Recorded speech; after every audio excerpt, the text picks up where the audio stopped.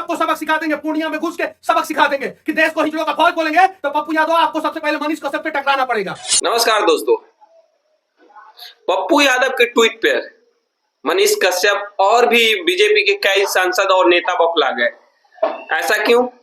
क्योंकि पप्पू यादव ट्वीट करते हुए कहा है कि यह देश है या हिजड़ों का फौज है।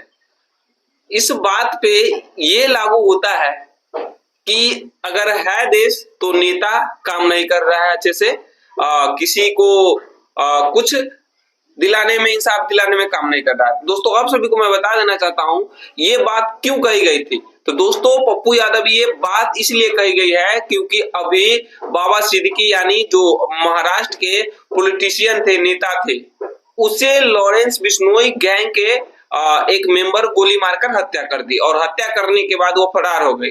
और इसी पे वो कहते हैं कि मतलब आए दिन लॉरेंस बिश्नोई गैंग की लोग हत्या पर हत्या करते जा रहे हैं और सरकार और इस देश का नेता कुछ नहीं कर पा रहे हैं। तो दोस्तों, इसी पर ये बात कही है कि ये देश है कि ये हिजड़ों की फौज है। और इसी बात पे बीजेपी सांसद मनीष कश्यप को बहुत बड़ा तिख लग गए और लगने के बाद दोस्तों ये वीडियो बना दी है कि या तो ये माफी मांगे या तो इस ट्वीट को डिलीट करे।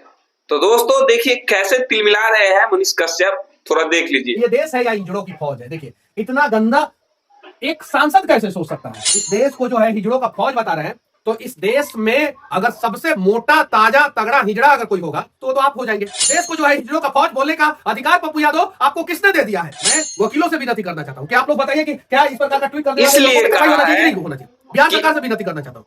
अब पप्पू यादव सोचते हैं कि क्यों ना अपने पुराना दिन और पुराना अंदाज में आकर लॉरेंस बिश्नोई गैंग से हम टक्कर ले और उसे मारने में सक्षम हूं। तो दोस्तों ये बात इसलिए कही गई है कि अब पप्पू यादव लड़ भिड़ सकते हैं और ये बात भी कह दी कि अब मुझे तो मरना होगा तो मैं मरूंगा गोली बारूद से ही। लेकिन दोस्तों ये इसलिए कहा क्योंकि मैं बहुत बड़ा गैंग से अब यही सोचकर कहा हुआ कि मैं बहुत बड़ा गैंग से अब टक्कर लेने वाला हूं।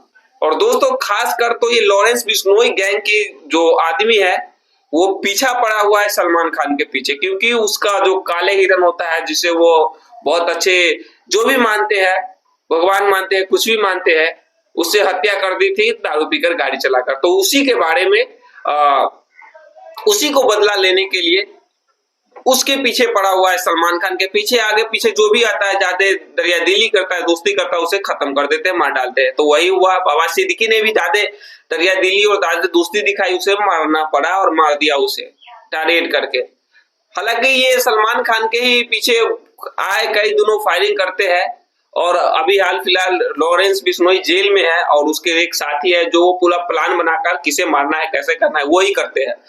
क्या पप्पू यादव लड़ सकेंगे लॉरेंस बिश्नोई गैंग से? क्या पप्पू यादव अपने पुराने अंदाज में दहाड़ सकते हैं? ट्वीट करने का मतलब यही है कि पप्पू यादव खात्मा कर सकते हैं लॉरेंस बिश्नोई को गैंग का। तो दोस्तों जानेंगे इस वीडियो में तब जब आप लोग हमें सब्सक्राइब कीजिएगा, आप लोग हमसे जुड़िएगा।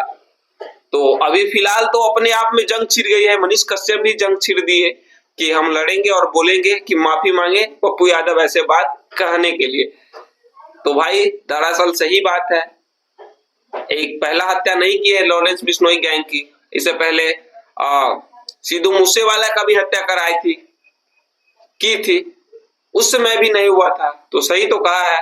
आप लोग कमेंट करके बताइए कि यह सही किया है या गलत किया है, कमेंट करके। और क्या पप्पू यादव लड़ पाएंगे कि नहीं लड़ पाएंगे, खात्मा करेंगे बिश्नोई गैंग को कि नहीं कर पाएंगे, आप लोग कमेंट करके बताइए। तब तक के लिए इतना ही, मिलते हैं आप सभी से नेक्स्ट वीडियो में नए अप टू डेट के साथ।